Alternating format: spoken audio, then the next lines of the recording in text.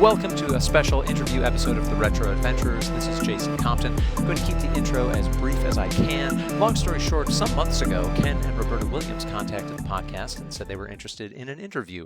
We had a few scheduling challenges. The Williamses lead a very active life. We did this interview way back on June 12th. Dave was unable to join live, but he was in the chat and provided some questions and comments you'll hear more specifically at the end. This sat on my drive for longer than it should have, but I'm very excited to bring you this interview. We could have gone on for hours, but the harbormaster had other plans. So please enjoy this chat with Roberta and Ken Williams of Online Systems and Sierra Online fame. So we're here joined by Ken and Roberta Williams. I think before we talk about what you're doing, it might be useful to just talk about where you are and why we rescheduled the interview today. Where are you calling us in from today? Well, we're calling you from aboard our boat in the Pacific Northwest. And we've rescheduled this a couple of times because the weather has been funky around us. And when you're on a boat, you kind of move when the weather's good and sit still when it's bad.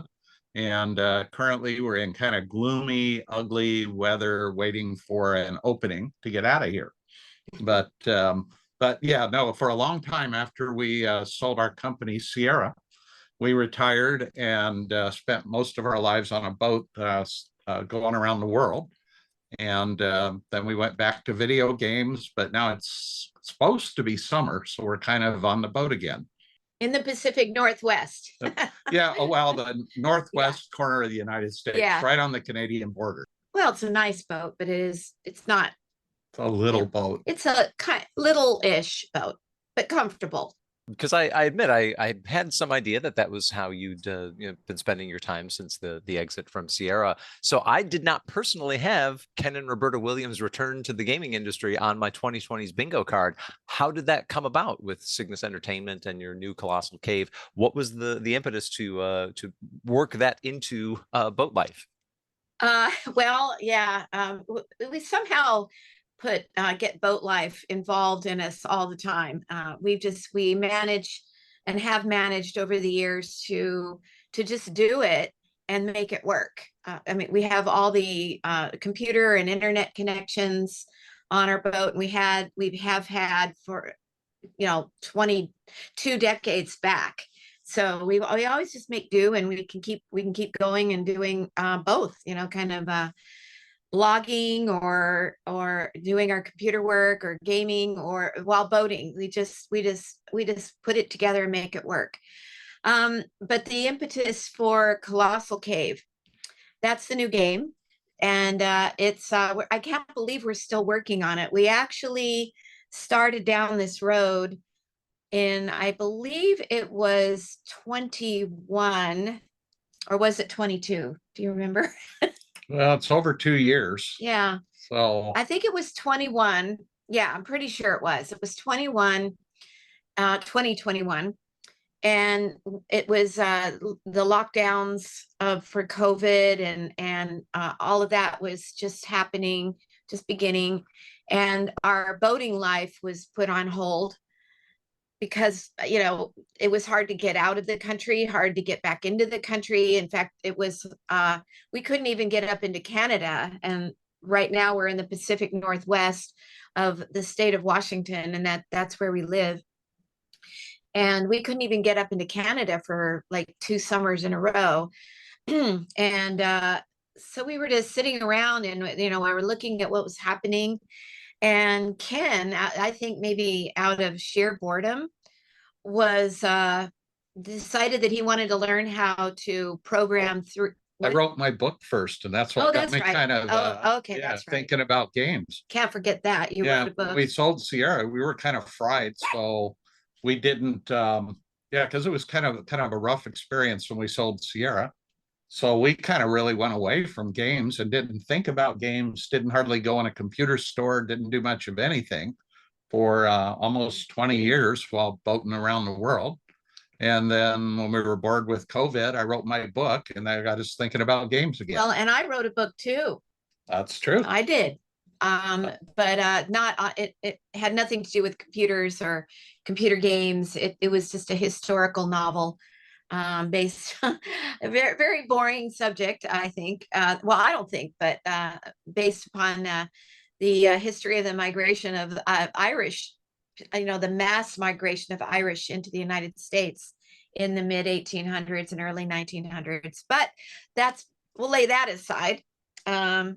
But anyway, we're just very project oriented people. Ken was starting to look at Unity videos, YouTubes on TV. I would go in and see him. He's watching this, how to using Unity tools, programming 3D, animations and that kind of thing. And I didn't say anything at first, but then I finally said, you're watching these a lot. Are you planning something? Are you thinking of what are you doing? And he said, well, I'm thinking of I want to learn how to do 3D animation. And I'm looking at Unity and looking at their tools and all this. And I said to him, oh, do you have a game? Are you planning on trying to do a little game or something? And he said, yeah, I'm thinking about that. Just something, something to do. We can't go anywhere. We can't do anything much. I can't even go out to eat. And I said, well, what's the game that you have in mind? And he said, well, I've always been interested in trying to come up with a game to teach people, or especially young people, how to program computers. And I've known that because we've had this discussion before many times, and every time he's brought it up, I always say, oh, do you think that would be a fun game?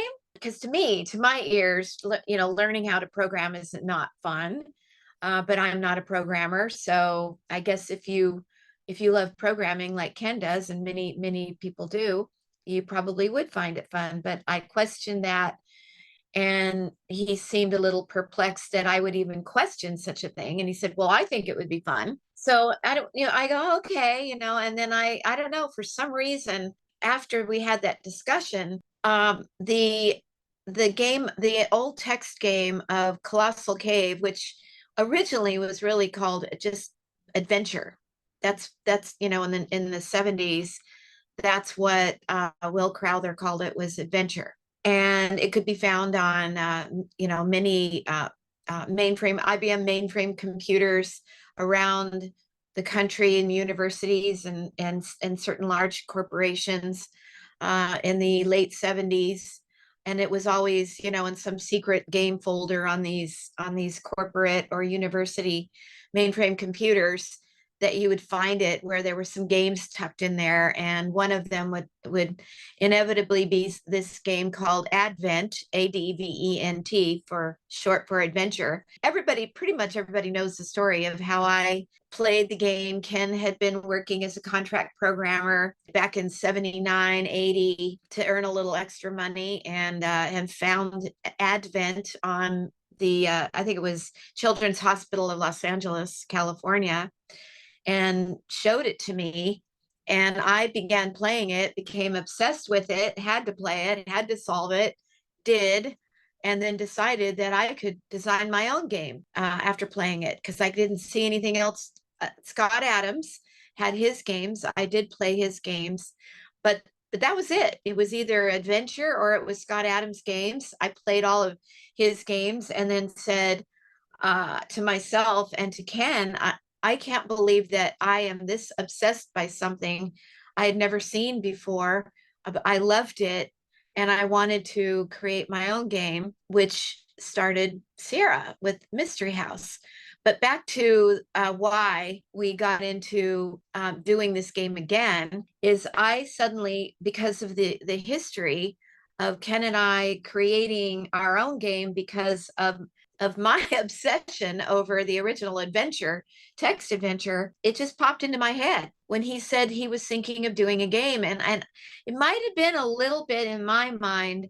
I don't know if I want to use the word jealousy, but well, wait a minute, if he could sit down and program a game and it'd be fun for him, well, is he going to leave me behind in the dust? I mean, I think I was maybe thinking that a little bit or something, because that game popped into my head, and I thought the original text adventure of adventure, or Colossal Cave, is still out there. It's just all these years, it's basically, well, the original has stayed what it is, still text. Many games, many people have taken it and put it on their own platforms, like even Apple Computer back in, I think, 1980 or 79, and Microsoft about back in the same era had it. You could buy an Apple II. If you had Apple II, you could buy the adventure game, and Microsoft, they had it too. I mentioned it to Ken. I said, this game has never been put to graphics. Well, I'll take that back. I think Nintendo, was it Nintendo, Ken? Oh, put on graphics? Yeah. It was on Nintendo. Nintendo, yeah. Long time ago, it was put on Nintendo, and apparently it sold Yeah, I a talked to million that guy. It sold copies. 1 million copies, and Uh, it was horrible. And we looked at it because I said, "Oh, it's never been put on, had graphics put to it, and it's already designed. We don't have to design a game. You could take what you're learning, 3D programming with Unity, and which you can just add nice graphics to it. It's already designed game. It certainly has proved itself over the years, and it'd be something we could work on together." But then Ken said, "Well, yeah, it did have some graphics put to it." And I said, "Well, what was that?" Well, it was a Nintendo game. And I looked at it, and it is apparently sold 1 million copies back then, or over the years. And I was like, "Wow, really?" It must be amazing. So I looked at it, and I said, "Yeah, technically that's the game, but I don't quite get it." But it wasn't what I was thinking about. I was thinking about beautiful graphics, and then the next thing I knew, I mentioned that to Ken the next day after he mentioned that he wanted to program a programming game, and I went into his office, and he said to me, "Oh, I just talked to Don Woods." Will Crowther developed it originally, and several years later, Don Woods joined him to add more to the game, add more puzzles. And I think it was Don Woods that came up with the idea of adding a point system, and so the game that we all know and love, that is called the original adventure, also it's by Will Crowther and Don Woods. Ken said, "I just talked to Don Woods," and I said, "What? You did? I just mentioned this like 2 hours ago, and you've already talked to Don Woods? How did you manage that?" And Ken, being Ken, if you know him, he said, "Well, I have my ways." And I said, "Well, what did he say? What did you ask him?" And he said, "Well, I was asking him if I really just wanted to get permission from him, if it was okay that we do this, and if it was if anybody owned it, or by copyright or whatever." And apparently not. And Don Wood said, "A lot of people have done their own versions of it in text, except for the Nintendo version that I brought up. And all we ask is that you can do whatever you want, as long as you let it remain free and out there for people to play in its original form, or to do what you want to do. If you want to add to it, or you want to do something with it, or you want to add puzzles, or whatever you want to do, but that's all we ask." And I said, or Ken said to him, "Well, that's fine. I mean, we revere this game. We wouldn't want to hurt anything about it. We honor it, actually, because Sierra probably would not have existed without and many other adventure games, including even probably Scott Adams. I'm not sure what the adventure game genre would have done, or even really existed, without the original adventure, Colossal Cave." So we got the A-OK from Don Woods. We were never able to get a hold of Will Crowther until and I'll go, you could ask me about that later, but we got the A-OK, and Ken and I almost immediately got to work, just putting it together. And now we have Colossal Cave, we don't say 3D. Originally, we wanted to call it Colossal Cave 3D, but it's basically Colossal Cave. But it is 3D, 3D graphics, all sound, music. We didn't add any extra puzzles. We didn't add any extra character. We have animation. We have our characters. You know, you can see them. You can interact with them. Full animation, full immersive 3D. But we didn't add any puzzles. It's the same game as what we're calling I think it's the 1977. I don't know. It's the one that was released by 300 Microsoft at the beginning. Yeah, the one that Microsoft and Apple they put out, and it was what I call the original 350-point game. That's after Don Woods became involved, and so I said, let's do that game, the original one, 350 points. It's the game I played that inspired me, and we didn't add any puzzles. We didn't change anything. To this day, with our game, if you get stuck on any puzzle or you want to know what's the answer to get around, you can go on any walkthrough that's been done on that game. There are many, many of them online, and find your answer. That's my long rambling answer to why we did this. Excellent. Thank you. So just to put it in context, what was that gap in time and years between your exit from Sierra and the day one of sitting down to work on this new Colossal Cave? Oh gosh, it was from 1996 until 2000. No, 1997, because I worked an extra year. For me, 96, for her, 97. Yeah. I'd say 97, 98. Yeah, and until 2021, so that'd be 21 plus 4, so 25 years. So you were out of the industry for longer than you were in it, it sounds like. Yeah. We were in it for 18 years, but they were an eventful 18 years. We shipped over I think 225 titles across I don't know, 1,200 or something, or 2,000 implementations on various platforms. So we were busy. For sure. And never once tempted in between that, on one of your own adventures. Man, what if we sat down and have we done an adventure at sea? Never got that urge to sit down. No, I think it was a separate life, I guess you would say. When we had Sierra, that was our life. We were fully into it. We had a couple of kids and dogs and cats and things like that, but basically that was what we did. Games. Yeah, we do things, we tend to overdo them.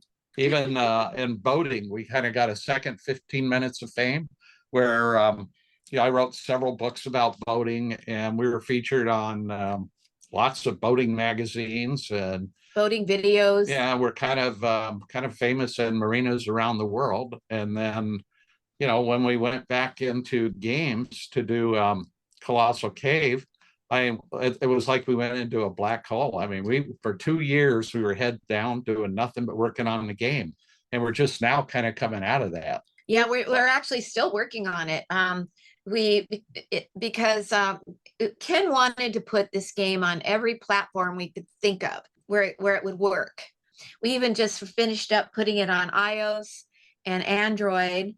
And especially on Android, that would be phones and tablets. It was really shoehorning to try to get the game on Android, but as long as we can do it. And so every time so we were, it was like, let's just get it out on as many platforms as we could possibly get, because we want, it's kind of like, this is the way Ken and I are. Whatever we do. So when we started boating, we just finally decided we're going to set off across oceans and travel the world, because that's what we do. We don't just, piddle around. And we took our boat to 27 countries.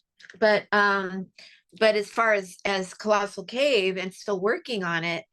So how many platforms did we put this? 21. 21 platforms. Yeah, the company joke was that we were going to always try to fit it on a toaster. And I was playing on a $39 Android tablet, and I was telling people that I think we did it. So. Yeah. And but now, but there's always these new platforms or whatever popping up, and all of a sudden, because it's on Quest 2 and then Quest 3's, just come out. And so Ken says, well, we've got to put it on Quest 3. So we're just finishing that up. And then there's Vision Pro, then that's coming out. And now Ken says we got to put it on that. So we're still working on it. Well, wanted to talk a little bit about some of those original games. We don't have to talk about all 225 or so, but you'd mentioned Scott Adams, and we've had him on the program. And while we were preparing for that interview, I was thinking about it, and it's very particular, as far as I can tell, to the adventure game genre, in that there are certain creators, and it's a short list. And when we say, the name of this developer, we all kind of know what game we're talking about. And Scott is one of those. And honestly, Roberta Williams is the other. There is this sense that if you say to somebody a Roberta Williams game, even if it was one that was, from, other authors at Sierra, we kind of understand, what we're talking about when we say that, because so many of those titles from Sierra did have a consistent feel to them, and kind of that familiar structure and types of peril and types of puzzles. What was the editorial process that you used to give those games that consistent flair and vibe? Well, the first, I would say 5 adventure games that Sierra sold were mine, because I was the sole adventure game designer. That doesn't mean that Sierra only developed and published my games. We also very, very early on, we started publishing other people's games, be it sports like football, or an action, like a little arcade type game or whatever.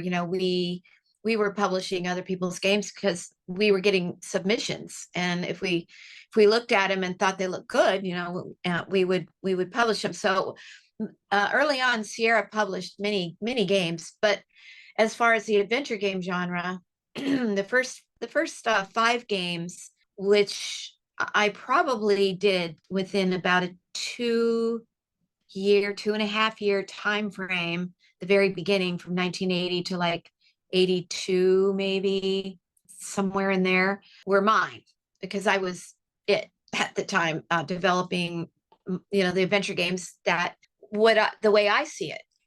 And so when we finally started teaching, what is the word, teaching or mentoring, I began to mentor others to come in and learn how to do what I do, how I did it.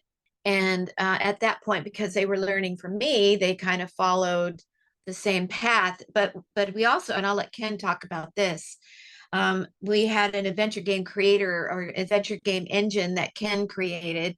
So because of the engine that we were using, that you had to follow certain parameters in order to use it. You want to explain what that is? We always, from the beginning, wanted to use a common system to develop games, because hardware was evolving fast in those days.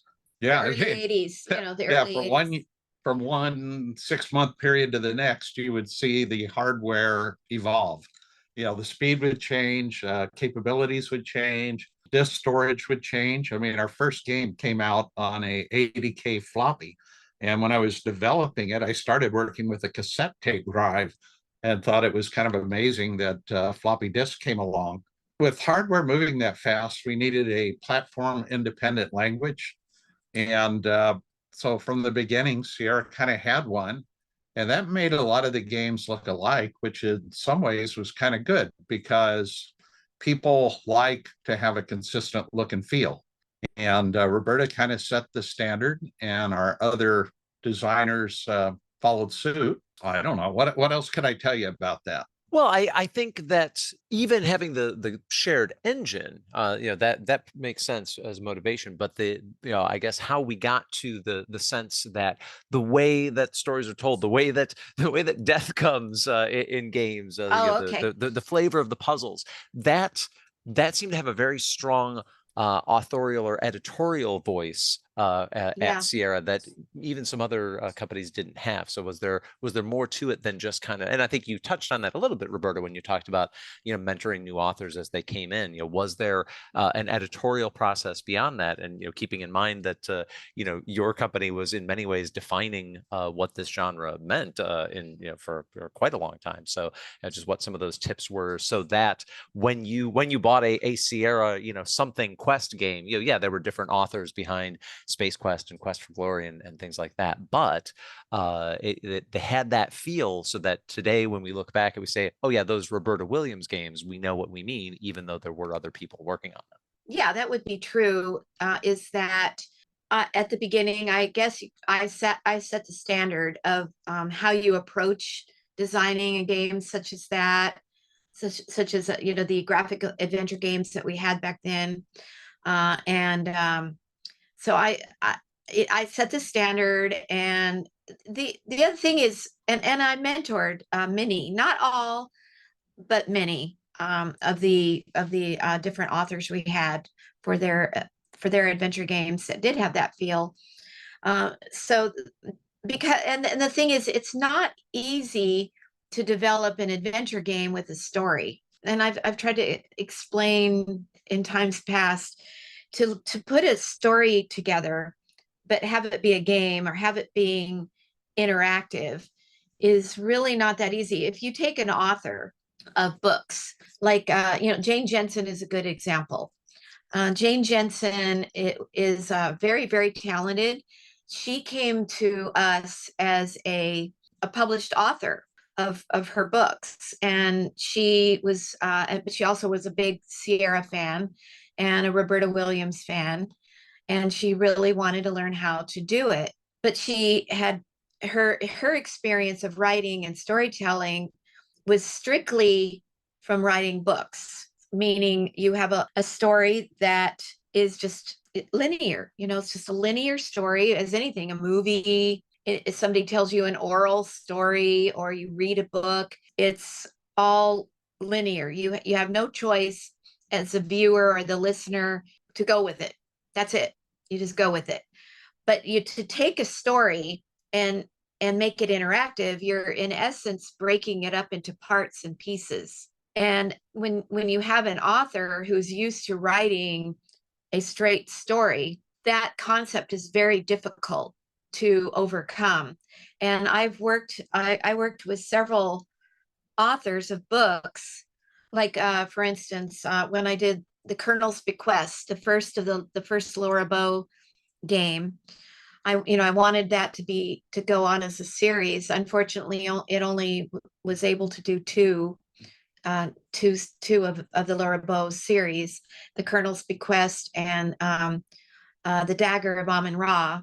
I really wanted to do that and continue it myself. I was never able to do it, but anyway, but for Colonel's Bequest, I worked with an author she lived in New York City. I remember her name was Jackie, but I don't remember her last name. I'm sure it's in the credits. But she was an author who had done some murder mystery type writing, short stories. And I worked with her, and she was very talented, and she really helped a lot, helped me understand how to do a murder mystery. But we sort of clashed because she couldn't seem to divorce herself from the fact that you have to break your story up. It can't just stay literal, and you're just really just telling a story and make people have to follow your story whether they like it or not.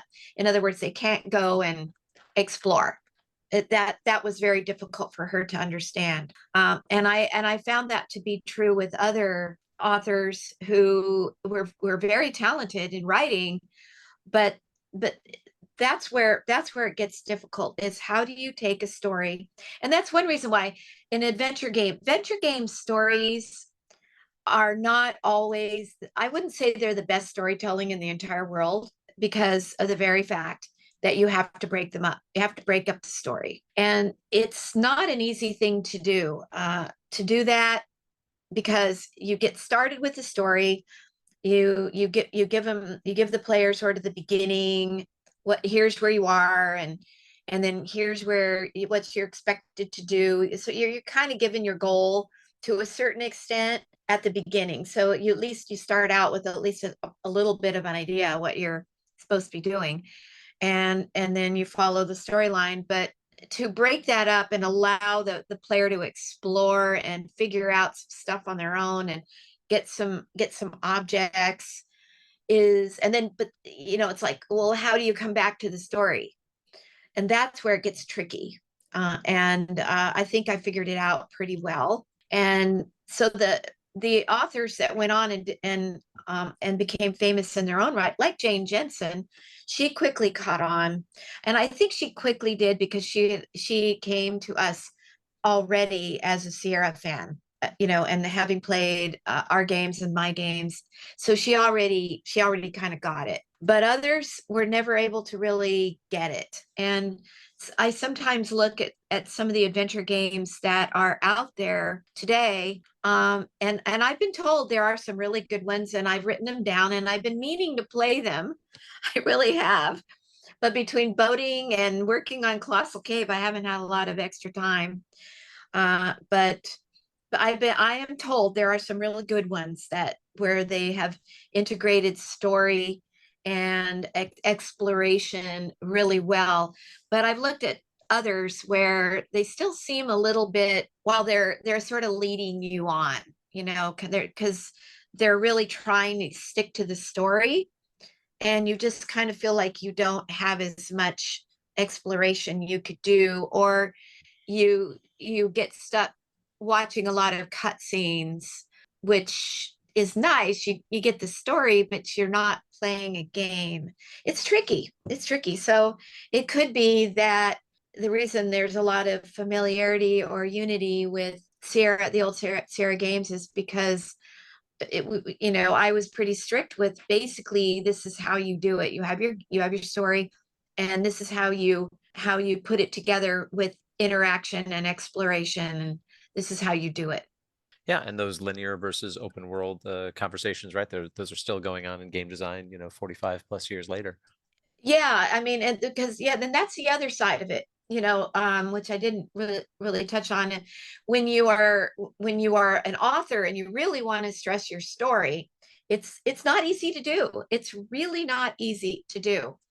And somebody who is a really good storyteller they can oftentimes have a hard time breaking up their story. You have to break it up, and then you have to figure out how to get back to the plot. You can do it in subtle ways. There are ways you can do it, and but you have to be open to how to do it. On the other hand, there's sort of the open exploration games where you can explore a massive world, and even with other game players at the same time, the multiplayer.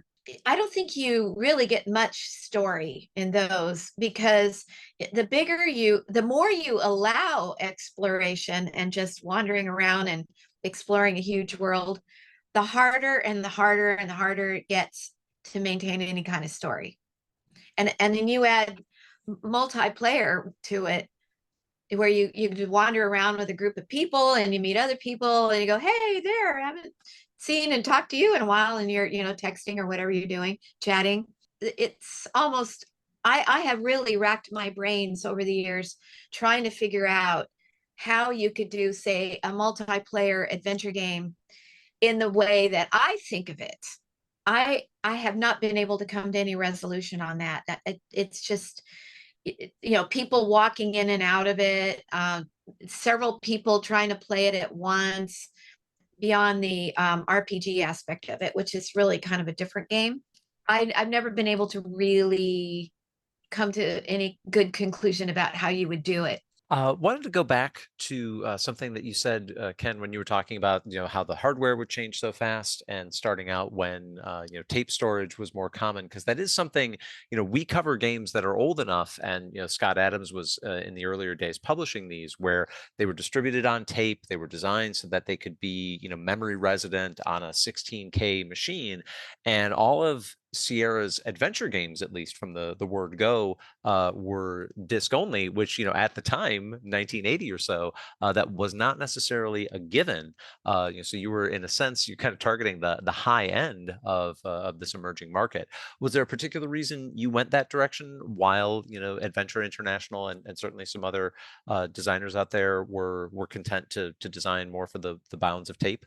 Well, I mean, some of it is simply that we've kind of, well, actually, a funny side story is that I was the first distributor for Adventure International. Yeah. I was buying cassettes from Scott and taking them to computer stores, and that's what kind of got me into it. And then I sold the distribution side of the business to a friend of mine who turned it in a really big company. And I decided to focus on building adventure games. And as to why, the market kind of, in a way, I always say that we build the games, but the customers are the ones that's got to play them, and you really got to kind of listen to what they want. And they wanted big worlds, and I don't know, like when you start talking about adding speech or graphics to a game, they get really big really quickly. People wanted, in those days, they always wanted to show off their new computer, and they wanted something that would push their machine. And part of what made Sierra special is that we were willing to take risk. Another saying of mine was always leaders lead and followers follow. And I wanted Sierra to be a leader. And so we were always focused on where is the technology going? What can machines do new this year that they couldn't do last year? And how do we build a game that shows off what's possible? Even now with Colossal Cave, and building the game, I'm excited about the Vision Pro, because we're starting to look at mixed reality and what we can do with that.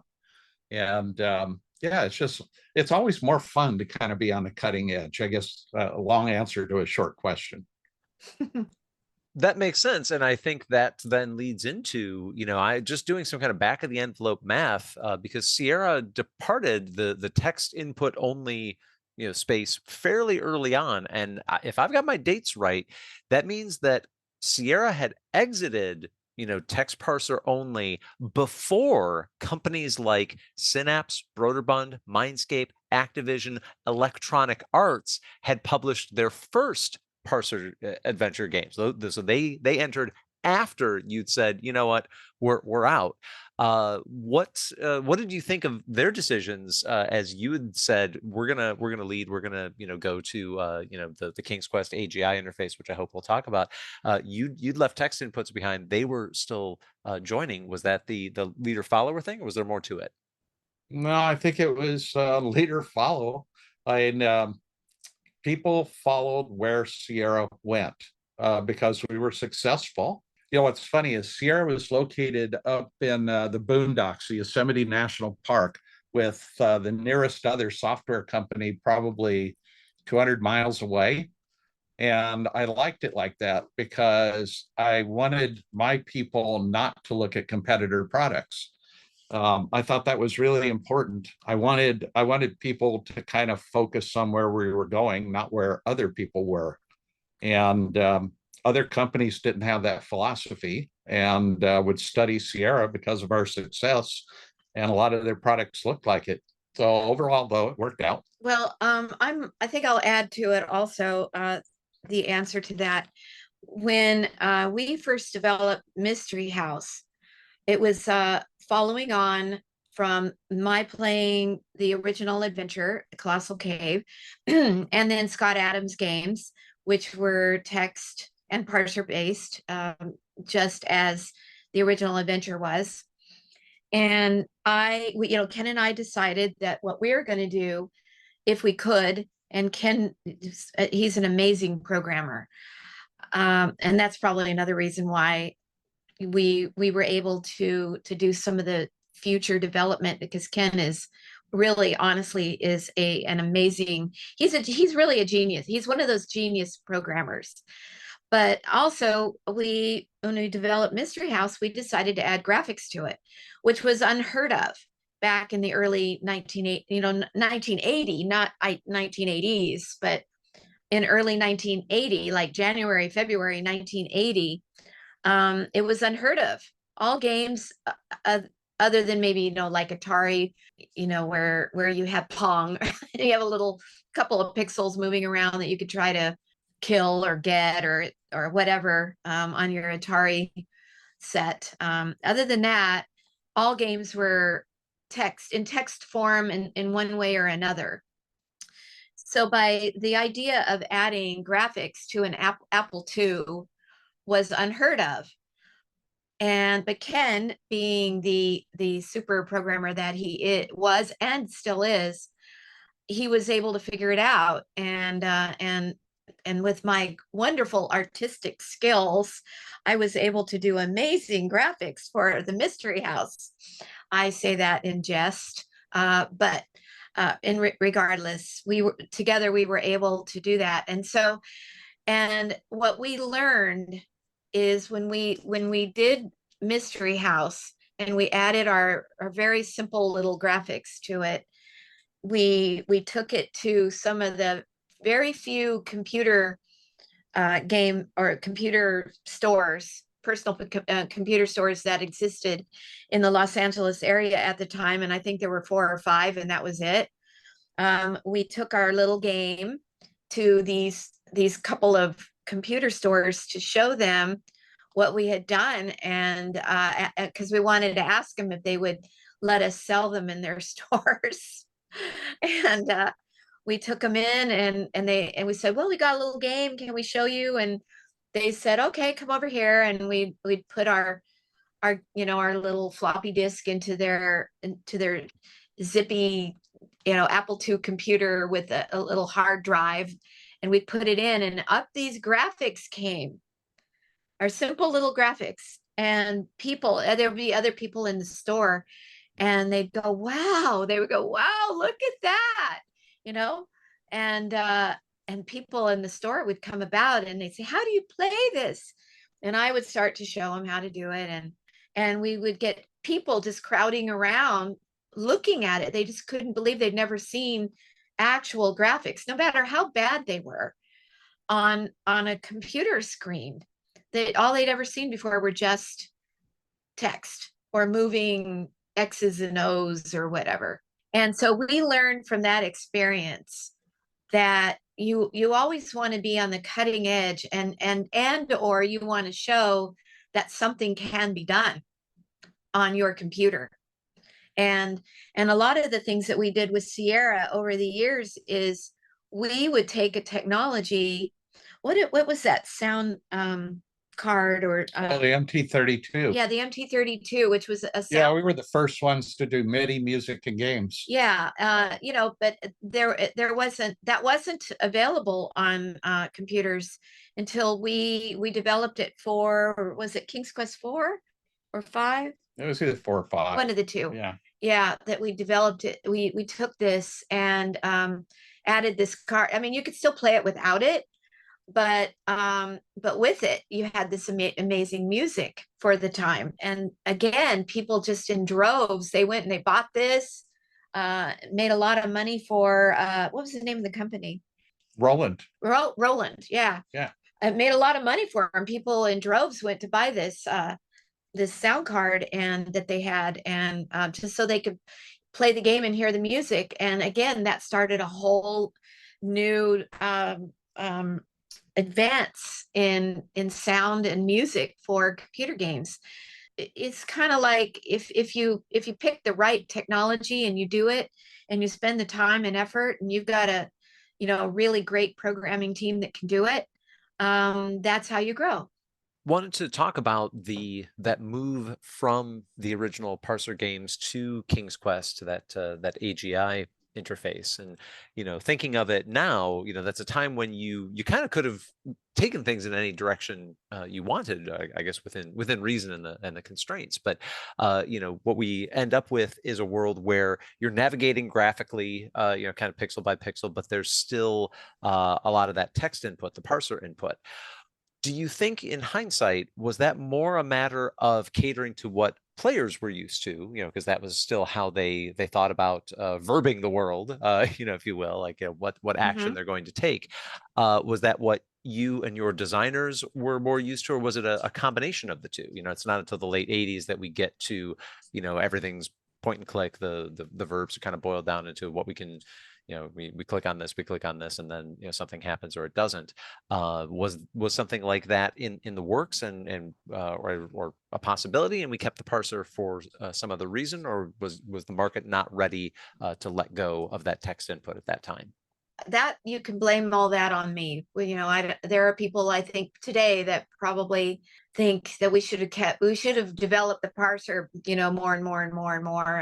And in fact, it's interesting because now that we have come into the internet world with Google, and when the people started saying, "I'm going to Google that," I'm going to go on Google and find the answer to that, whatever it is, search, and then you have your search words, and so we kind of, I mean, in essence, when we first started going on to Google and Googling, you're using another parser to a certain extent. At first, people had trouble with that.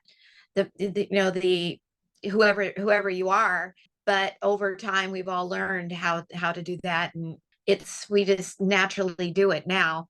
And I don't know that people think of it, and then there's AI. That it's kind of in a sense, you're not even not typing anymore, really. I mean, you could just talk to it.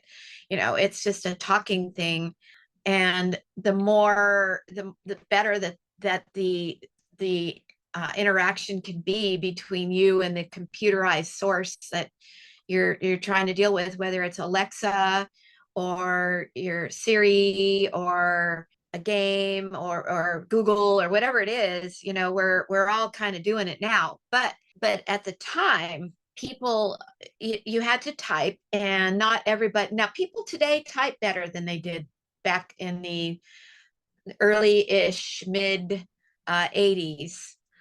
I mean, I was an excellent typist because I had taken typing classes in high school, but I don't even know they do typing classes anymore. But I took typing class, so to me, typing was great. But not everybody back then did, and even Ken, who was a really good, and like I said, he's a great programmer. He started out a little bit hunt and pecking, on the keyboard.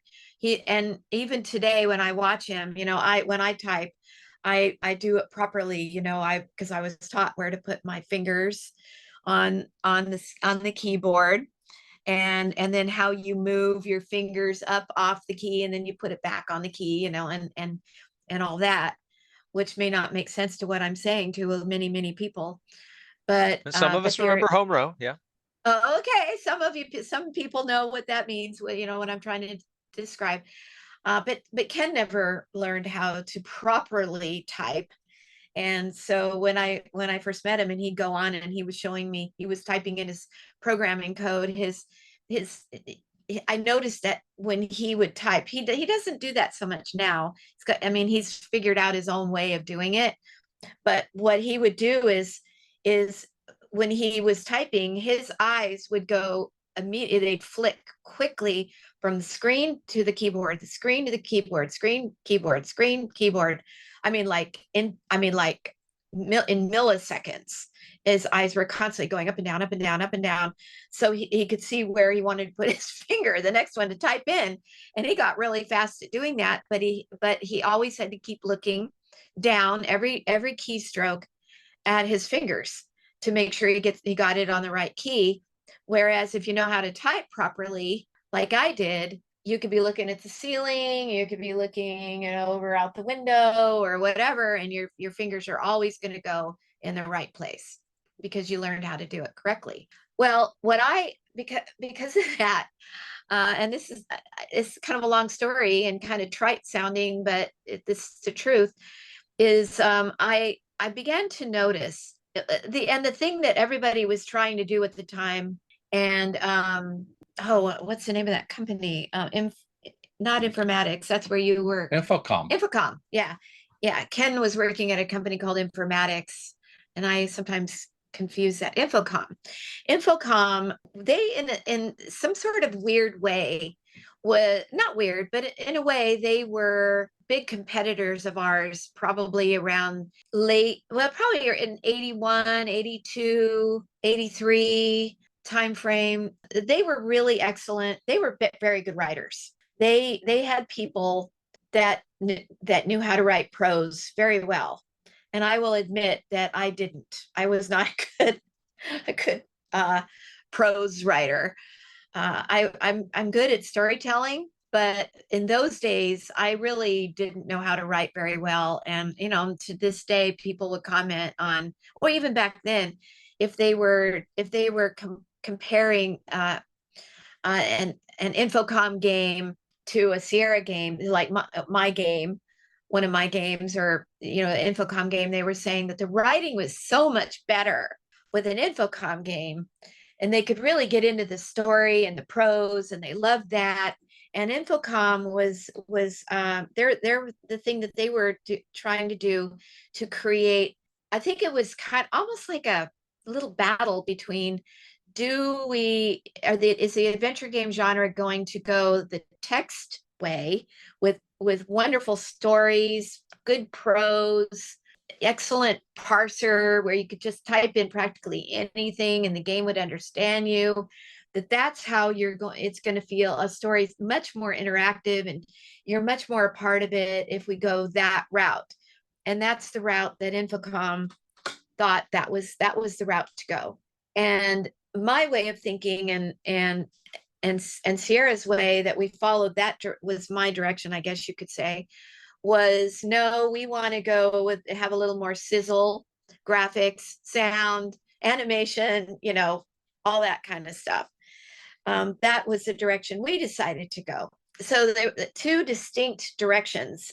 It was a little bit of a battle because I would hear, it would be interesting if we would have had social media back in those days, because there would have been a lot of interesting commentary about it, because it was kind of a time where, how is the adventure game genre going to go? Is it going to go more text-based, good prose, good story, big parser, highly interactive in that way, or graphical and animation and maybe a little more I don't want to, what word would I use? Just Disney-ish maybe, or, whatever.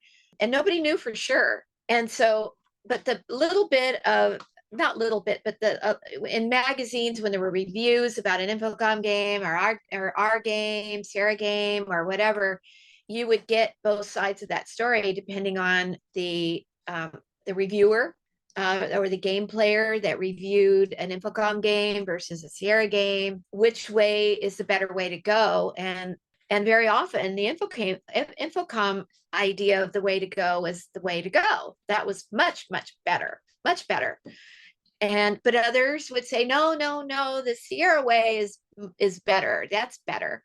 And so it was that time period, I remember. And what Sierra did for a while, we decided that, okay, we could still go the graphical route, graphics, sound, etc., but we could make the parser really good.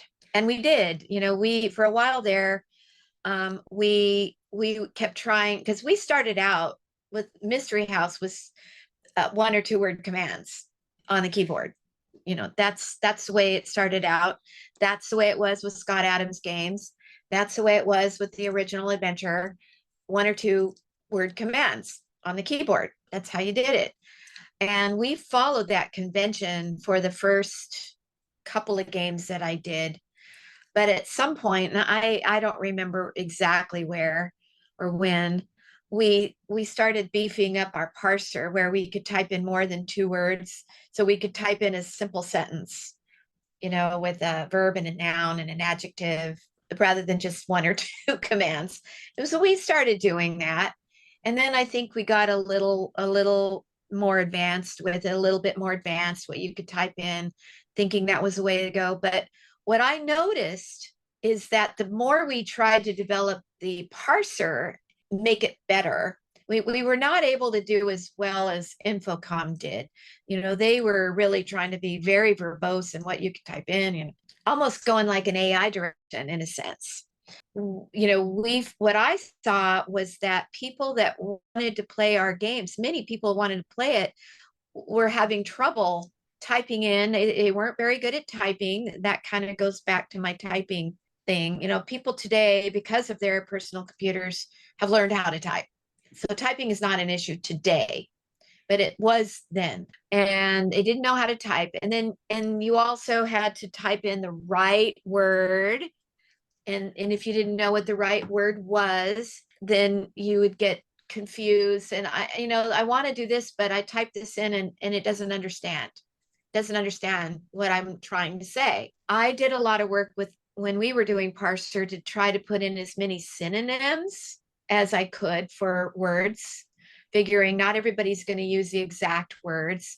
So what are some other good words to use that mean the same thing? And also synonyms, and also misspellings, some common misspellings. I would try to add some common misspellings to my parser games, which helped. All that helped.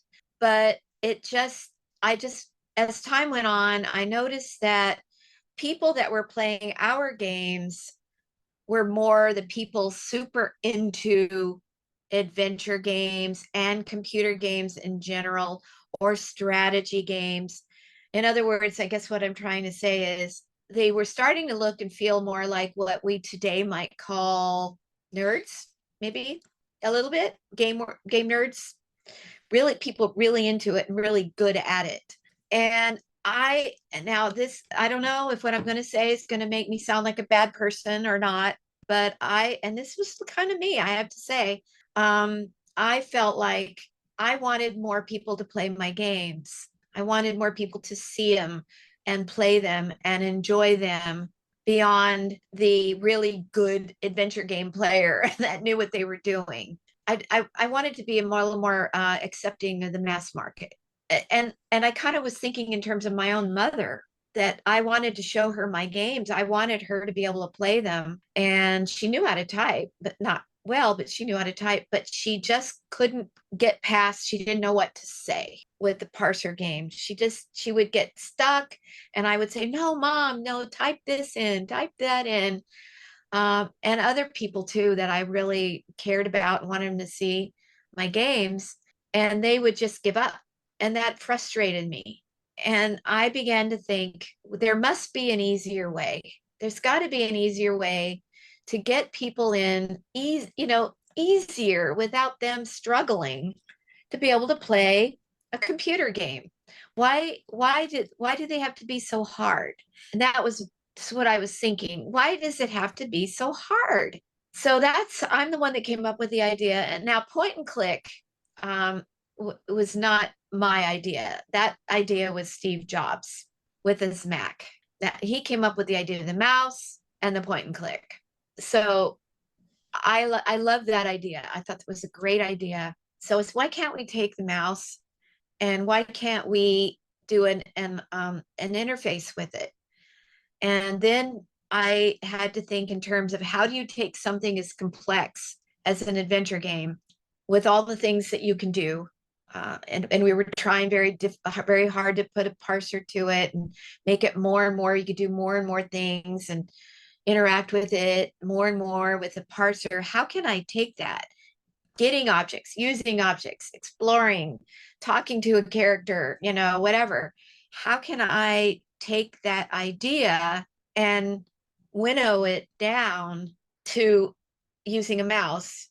How do I take these very complex ideas and simplify it? And I worked on it and I came up with it. And it was, again, I forget, if it was King's Quest 4 or 5. I think it's 5. But it could be 4, but I think it's 5.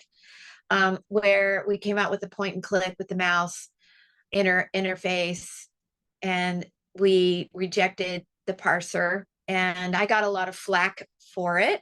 I did, including in Sierra. And as I was developing it, there were people working in marketing and sales and in programming who were going to Ken and saying, what are you doing? why are you allowing this? Why are you letting her do this? You're gonna ruin everything. And Ken would come to me and say, "Are you sure about this?" And I said, "Yeah, I'm sure. I feel good about this. I'm sure." And behind my back, I did have my fingers crossed, and we released it, and it not only was fine, but it started a whole new way of playing adventure games, and others followed. The value of your exit from Sierra compares very favorably to those who stuck with the parser for longer. So I think at least on that metric, you could say that the market spoke. Yeah, I mean, I personally liked the parser. I mean, I was really good at it, playing it, but I wanted other people, you have to think in terms when you're designing a game, to a certain extent, you have to kind of remove yourself. And if you want people to play your game, I mean, if you want to play it if you want to design a game for a certain audience, go for it. Do it. If that pleases you and that makes you happy and they're happy, then you should do that. I mean, there's many, niches and where people do very, very well and they have huge fans and everything. But if you really want to design a game or write a book or whatever, and you want more people to read your book or play your game than not, then you have to think maybe a little differently. Well, are you aware of the, still, I mean, it is by, certainly a hobbyist market and has been for, 30 plus years, but are you aware of both the sort of modern artistic, parser-based scene as well as the retro style where people are still, developing and, kind of verb noun and publishing to constrained systems and things like that? Have you picked up any of those over the years? Well, describe to me the first one, because I may not be, I may be aware, but not quite sure what you're talking about. Oh, well, so there are languages today out there where people are they're still designing parser games, but with, much broader, kind of, they're very conversationally driven or they're very, story driven. It's not so much the Colossal Cave style of, Right. we're going to collect up the treasures. Instead, Right. we're going to learn things about yeah. ourselves and slit our wrists at the end of the game or, whatever. Yes. Yeah. And then that kind of game. Okay. And then there are also people out there that are designing things, with that kind of, circa 1982 aesthetic. This is not about me, but I did a thought experiment in my, well, there's not a lot to do because of COVID. So I did a thought experiment. What would have happened if Scott Adams made a Shakespeare game? So I made a game called Ghost King that was, what if Scott Adams wrote Hamlet? So it was, with his kind of quirky syntax and, approach to things. And, Right. that was just a few, so there are people doing that. And it was in the original Scott Adams format. So there are people playing both sides of those. And since you mentioned being a good parser gamer, I was curious if you'd had any inclination to look at those.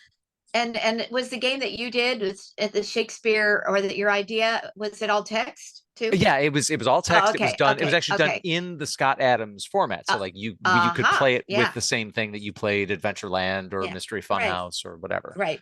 I mean, there's all kinds of audiences and players for, for all kinds of ways of doing things. I mean, I personally have no problem with parsers, and but what's interesting is in today's world, I think you almost could go back to a parser game because of Google, the internet, chatting, texting, AI, speaking into your Apple remote, for looking for a series or a movie, whatever.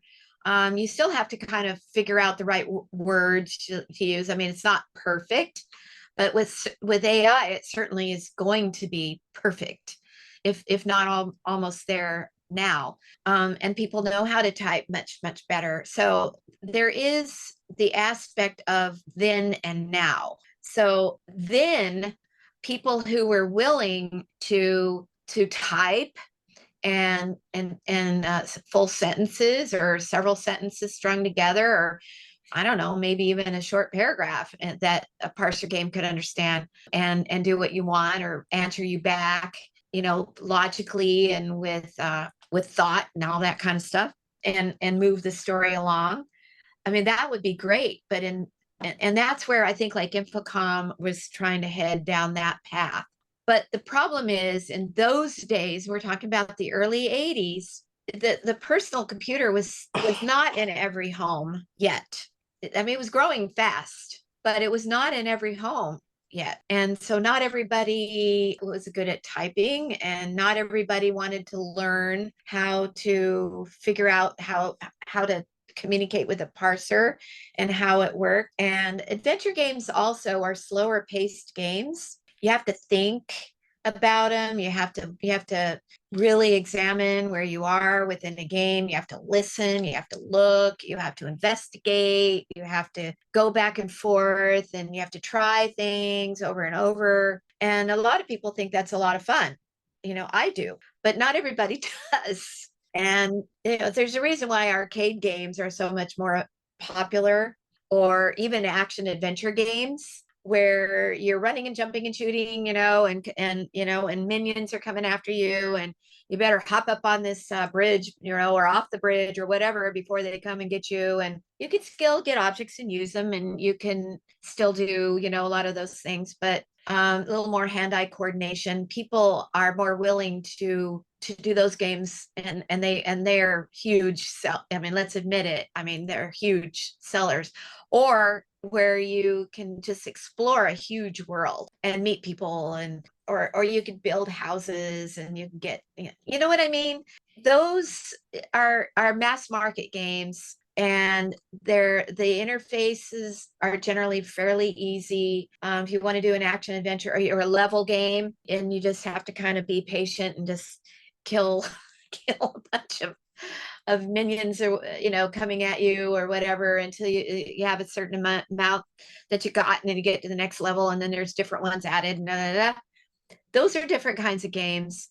They're not my kind of games. I would much prefer a good story game with a parser, and play it, and I would enjoy it immensely.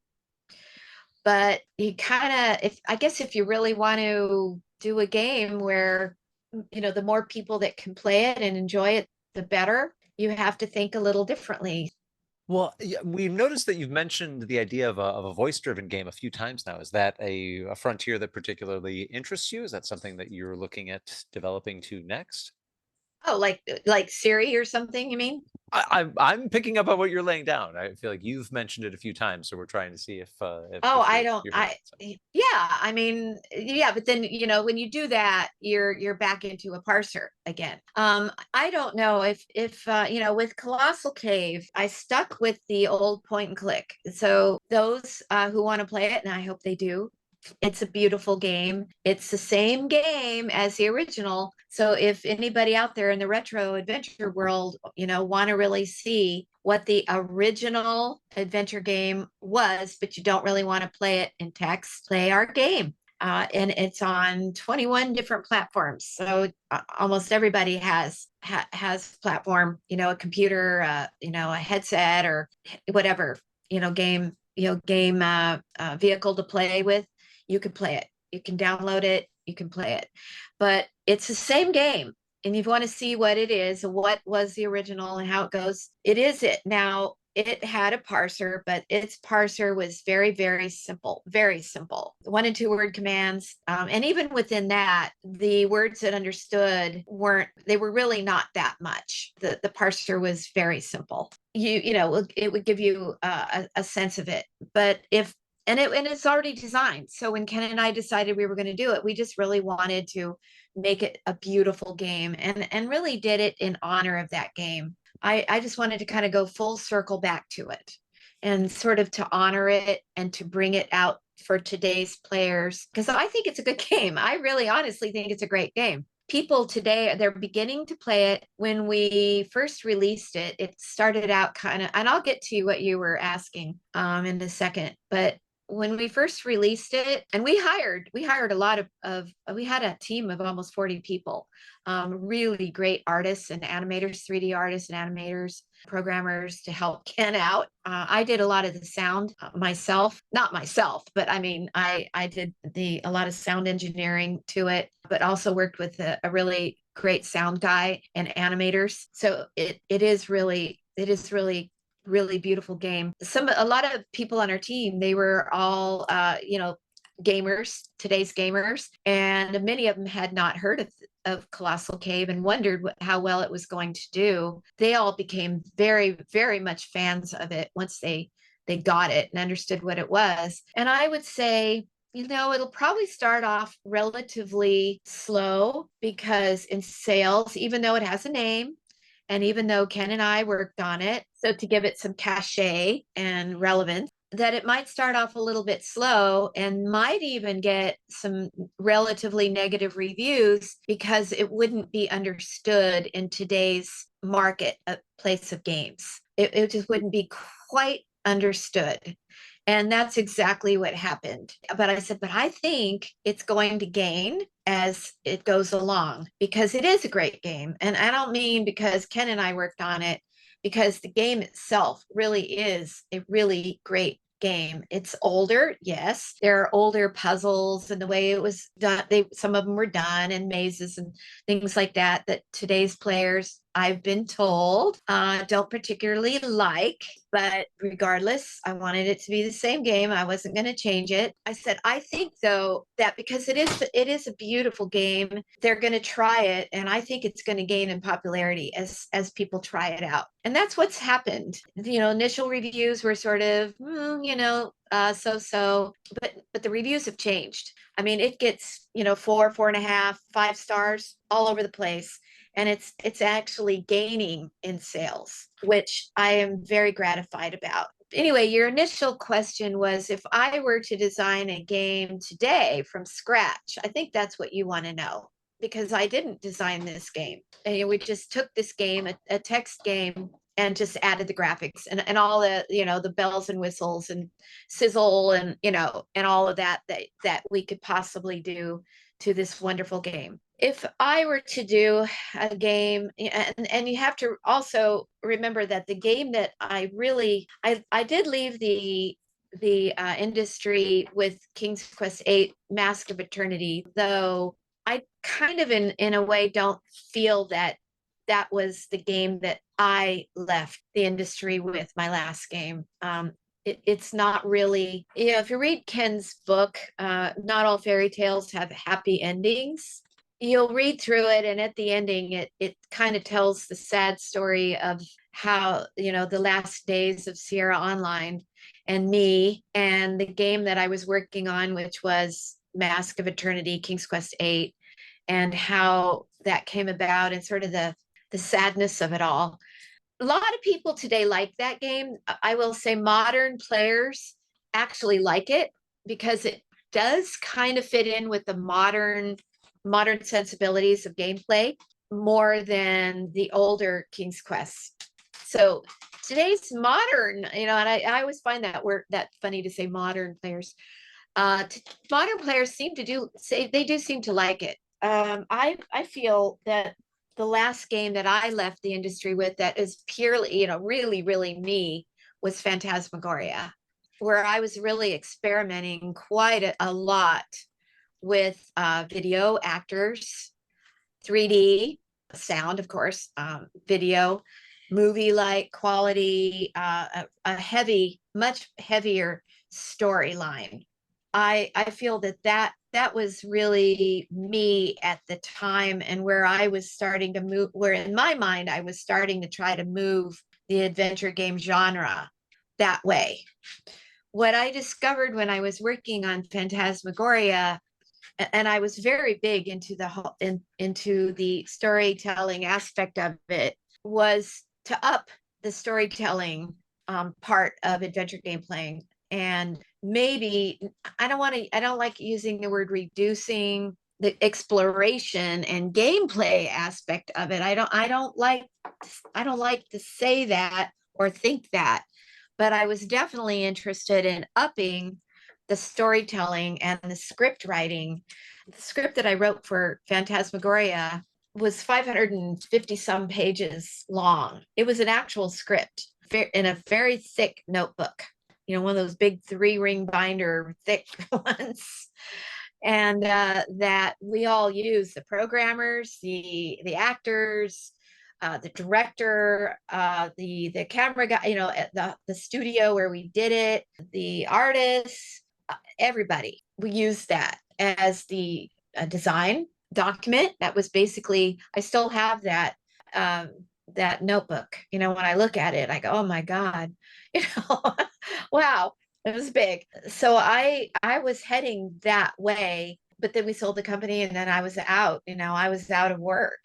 I couldn't, Ken and I we signed non-competes, and we couldn't be in the game business. And after 5-6 years of not being in it, and you're off starting to boat and cruise around the world, it's pretty easy to go out of the business. So what would I do now? It's really hard to say. It's really interesting that Ken and I were able to get back into Colossal Cave, get back into the computer game development business, for us to do it, and now putting it on all of these platforms. But I was working on an older game. We were working on an older game. We were, and on purpose. So that restricted us, to this design. This is what the design is. I love the game. I think it's a great game, and people are enjoying it. More and more people are, as they're finding it, and word of mouth is getting out there. But so we have been able to experiment, though, on 3D graphics and sound and music and 3D animation. We've been able to learn that these last 3 years that we've been working on this game, and we've learned a lot from putting this game onto an Android system. Kind of wind down. They're kicking us out at noon. Oh, they're kicking us out at noon? Uh-huh. Ooh. Okay. I think we're getting kicked out of the marina. Can I ask you a quick question? Yeah. Sure. We're really fascinated. We talked about coming back to the narrative beginnings with Colossal Cave, but there's a lot of difference between Unity and 6502 assembly and figuring out the Apple II memory map. So compare and contrast those experiences. I don't know. It's all kind of the same for me. Prior to starting Sierra, I was working on big mainframe computers, working on computer languages. And when Sierra started, the first vision for Sierra was to do a Fortran compiler. Microsoft did VB Basic and was making money on it. So I thought about doing Fortran. I always believed in having a high-level language to program in. And over the years since the Apple II, the languages have evolved. But when I look at today's Unity and compare it back to what we were doing at Sierra, it feels like a logical evolution. It feels good. If I first saw Unity, I thought this is what our SCI system would have been if we had just kept developing. And Roberta always felt that we should have stayed in the business and become a company like Unity or the guys that make Unreal and marketing engine. But at the time, we didn't want to do it because it was kind of our proprietary engine and part of our success. We could move faster and do things other people couldn't. Hey, and you mentioned that both of you have published books in recent years. I don't think we got the titles of those. What should people be looking for if they want to read more from the Williams? Mine's on Amazon and continues to be a bestseller like 3 years after release. It's called Not All Fairy Tales Have Happy Endings by Ken Williams. And it's also available on Kindle and audiobook and paperback and hardback. And Roberta's book is called Farewell to Tara, Tara, and is also on Amazon and wherever books are sold. And is, I think, not in paperback. It's strictly hardback. Paperback. Oh, and there's an audiobook version. Yeah. Yeah, and hers is more of a historical book, and mine's, I guess, history too, but the rise and fall of Sierra. If you're into Irish history, and then they might like it. Historical novel. Yeah, although I would say in my book that it's more it's more of a business book than it is a people that want to see how to be a great game designer will probably be disappointed because it's more marketing and business aspects and technical. Man, there's the Crowther story. We haven't touched on Japanese and European markets. I had some I time zone know. questions. Another day. I mean, feel free to write me in, and we'll just do this again on another day, and you can chop it up. Really appreciate that. I think it would be nice to find a little time for that. But Yeah, anything before you sail, and I don't know the etiquette exactly. Smooth sailing, if that's the I correct know. wish. I feel bad. We didn't know this was going to happen, but they just came and said we have to leave because there's another boat coming in. Yeah. So it's just that's the way it is when you're boating. Well, for now, thank you very much for joining us for this episode. I hope you have a good trip down to Seattle, and we will hope to have you back on the Retro Adventurers soon. Good. Thank you. It was a lot of fun, and you asked very, very interesting and wonderful questions.